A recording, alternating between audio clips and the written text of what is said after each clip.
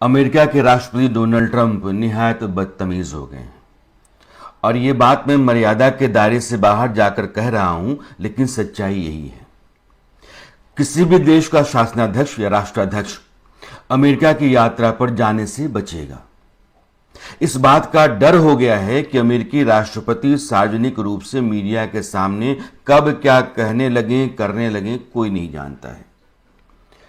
यह कहने का कारण यह है कि दक्षिण अफ्रीका के राष्ट्रपति रामाफोसा अमेरिका के दौरे पर हैं। जब दोनों राष्ट्रपति मीडिया के सामने थे, उस समय डोनाल्ड ट्रंप ने दक्षिण अफ्रीका में जो श्वेत लोग हैं, गोरे लोग हैं, उनकी हत्या का मामला उठा दिया। उन्होंने कहा कि इनके राज में, यानी कि रामाफोसा के राज में, हालात दक्षिण अफ्रीका में इतने खराब हो गए हैं कि जितने भी गोरे लोग हैं उनकी हत्याएं हो रही हैं, उनकी जमीन पर कब्जा हो रहा है, उनके पास दोयम दर्जे की जिंदगी है। रामाफोसा ने कहा कि नहीं, ये गलत है, जो आप कह रहे हैं वो ठीक नहीं है। वहां हत्याएं गोरों की होती हैं तो कालों की भी होती हैं, अश्वेत और श्वेत दोनों हैं, और ये मेरे देश के भीतर दखल है आंतरिक मामले में। उसी समय उन्होंने क्या किया कि बड़ी सी स्क्रीन पर वीडियो चलवाना शुरू कर दिया कि ये वीडियो देखिए दक्षिण अफ्रीका का, और दक्षिण अफ्रीका में हालात कितने खराब हैं।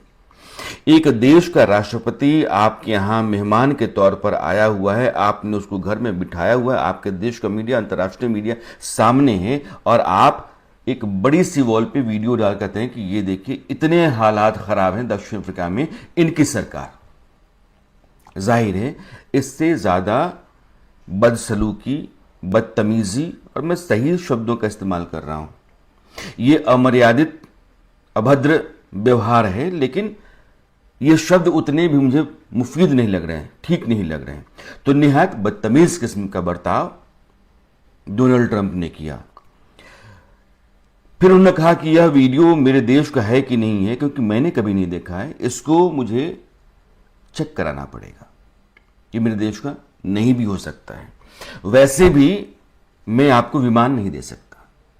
दक्षिण अफ्रीकी राष्ट्रपति रामाफोसा ने तंज कसा डोनाल्ड ट्रंप पर कि मैं आपको विमान नहीं दे सकता। उन्होंने कतर की तरफ इशारा किया।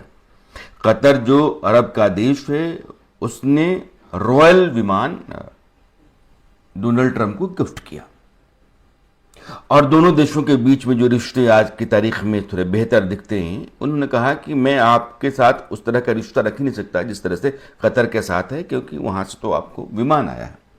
डोनाल्ड ट्रंप चुप नहीं रहे।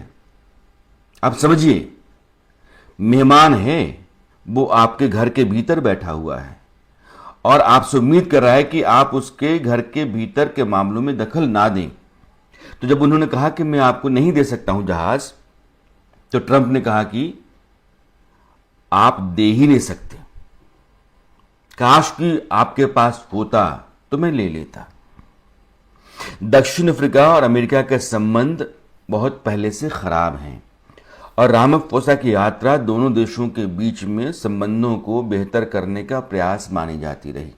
वो इस उम्मीद में आए थे कि डोनाल्ड ट्रंप की जो नई सरकार अमेरिका में है, उस सरकार के साथ एक नए अध्याय की शुरुआत हो दक्षिण अफ्रीका और अमेरिका के संबंधों की। लेकिन उल्टा हुआ, और ये ऐसा है नहीं कि पहली बार है। आपको याद होगा कि फरवरी में ज़ेलेंस्की आए थे, यूक्रेन के राष्ट्रपति। यूक्रेन के ऊपर रूस का हमला लगातार चल रहा है, 2022 से लेकर के आज 2025 है, 3 साल से ज्यादा का समय गुजर गया है। पूरा यूक्रेन तबाह है।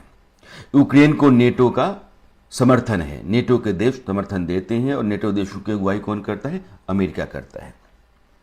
ट्रंप ने जब से कमान संभाली तो उन्होंने कहा कि इतना पैसा अमेरिका जो है वो आपकी लड़ाई में नहीं फूंक सकता है। जब ज़ेलेंस्की आए अमेरिका दौरे पर और उसी राष्ट्रपति भवन के भीतर बैठे हुए थे मीडिया के सामने, ठीक वैसे जैसे रामाफोसा बैठे हुए थे, तो ट्रंप ने कहा कि आप सरासर गलत कर रहे हैं। आप जो जंग लड़ रहे हैं वो सिर्फ आपका फैसला है, आपने पूरे यूक्रेन को तबाह कर दिया है। और ज़ेलेंस्की ने वहां उनको जस का तस जवाब दिया था। एक युद्धरत देश का राष्ट्रपति जो उम्मीद में आया था कि आप मेरी मदद करेंगे, उसको आपने बिठा करके यह बताना शुरू किया कि तुम्हारे चलते क्या क्या बर्बाद हो रहा है, और उसने बता दिया कि नहीं, आप जो कह रहे हैं ये सरासर गलत है। आपको मेरी मदद करनी हो करो, नहीं करनी हो नहीं करो। ये ठीक वैसे ही है जैसे फ्रांस के राष्ट्रपति मैक्रों आए थे और मैक्रों के साथ भी यही बर्ताव किया था डोनाल्ड ट्रंप ने कि आप लोग यानी कि यूरोपियन कंट्री जो हैं वो ज़ेलेंस्की या यूक्रेन का समर्थन नहीं कर रहे हैं, सपोर्ट नहीं कर रहे हैं रूस के खिलाफ जंग में। मैक्रो ने कहा था कि हम जो कर रहे हैं हमें पता है, यूरोपियन यूनियन को कितना और नेटो को कितना समर्थन देना है यूक्रेन को वो हम कर रहे हैं और इसमें आपके दखल की कोई जरूरत नहीं है। यानी कि सिर्फ अमेरिका ही कर रहा है, यूरोपियन कंट्री जो नेटो के मेंबर है वो नहीं कर रहे हैं। यह बात नागवार गुजरी थी मैक्रो को और उन्होंने कहा था कि नहीं, इस पर आप बिल्कुल मत बोलिए। कनाडा के प्रधानमंत्री के साथ भी उनका सलूक ऐसा था। वो हमेशा कहते हैं कि 51वां जो राज्य है वो कनाडा होगा अमेरिका का, ग्रेटर अमेरिका चाहिए उनको, ग्रीनलैंड भी चाहिए। तो जब आप किसी देश के प्रधानमंत्री की मौजूदगी में, बल्कि वो भी आपके अतिथि हैं, आपके यहां आए हुए हैं और आप कहते हैं 51वां राज्य होना है, तो उन्होंने कहा कि कुछ चीजें बेचने के लिए नहीं होती। जैसे आप जहां बैठे हुए हैं, ये राष्ट्रपति भवन है अमेरिका का, बेचने की चीज नहीं है। कनाडा के प्रधानमंत्री ने भी ट्रंप को समझाया है।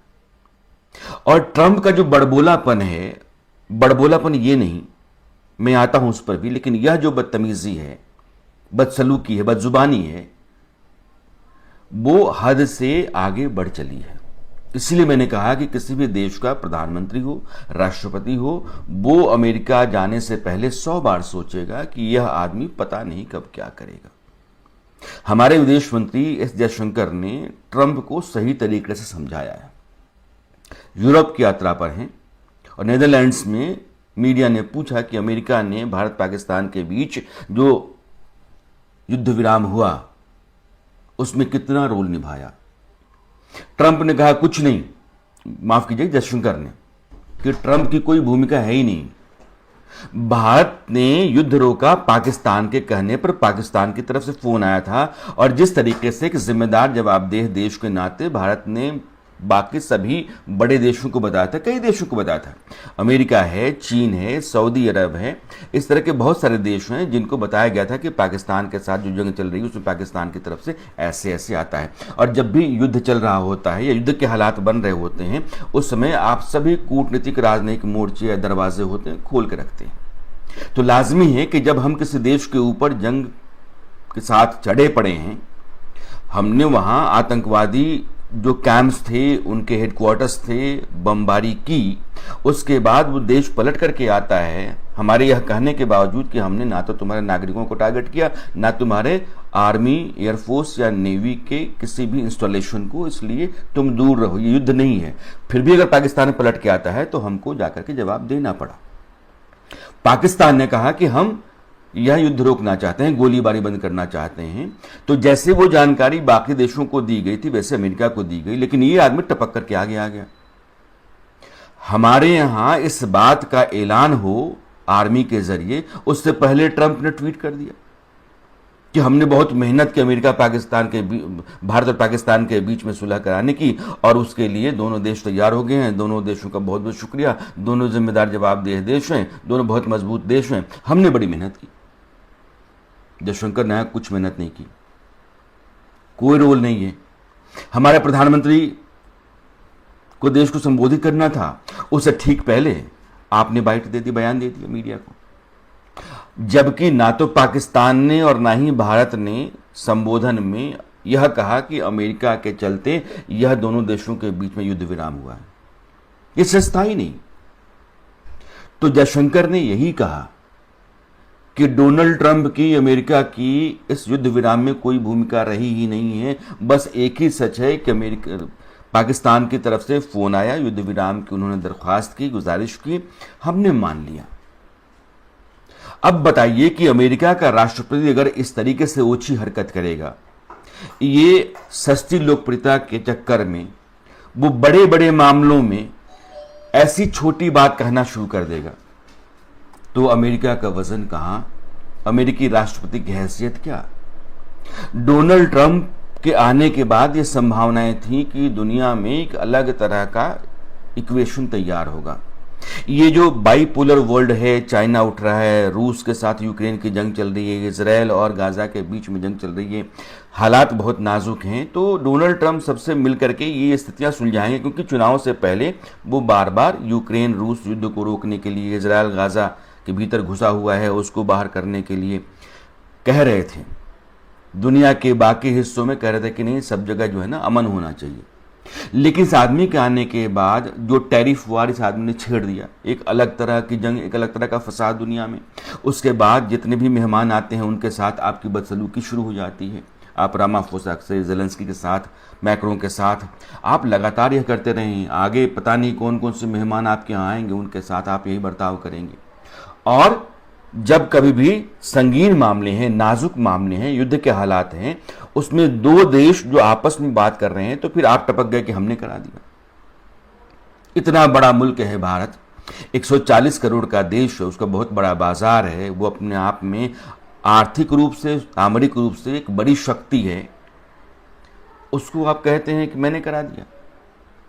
एक छोटा सा मुल्क पाकिस्तान पड़ोस का देश है, उसके ऊपर इतनी बमबारी हुई है कि उसकी आर्मी और एयरफोर्स के कई बेस उड़ गई, 11 के 11।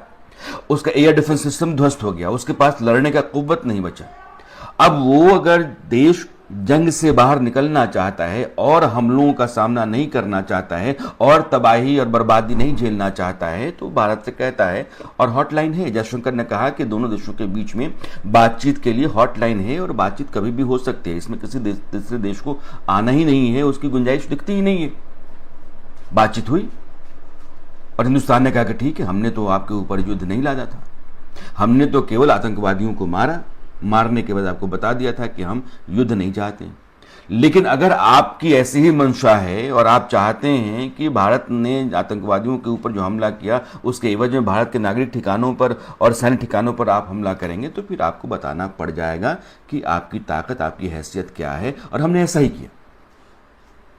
जयशंकर ने आसिम मुनीर की कलई खोली और ट्रंप की भी पोल खोल दी, और ये बहुत ज़रूरी है।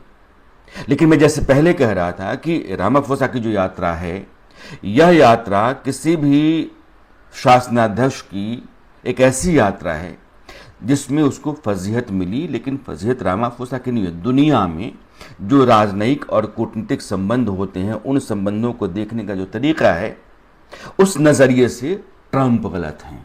ट्रंप की फजीहत है, अमेरिका की बदनामी है, अमेरिका की बेइज्जती है। आप अपने मेहमान को बुलाते हैं, आप अपने घर में बिठाते हैं, मीडिया को सामने रख करके आप इस तरीके से बर्ताव करते हैं।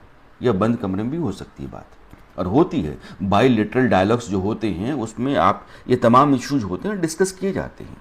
लेकिन दुनिया जहां देख रही है, कैमरे खुले हुए हैं और ये दुनिया के कोने कोने में बात जा रही है, आप वहां चुन करके आते हैं लड़ने के लिए और बेइज्जत करने के लिए।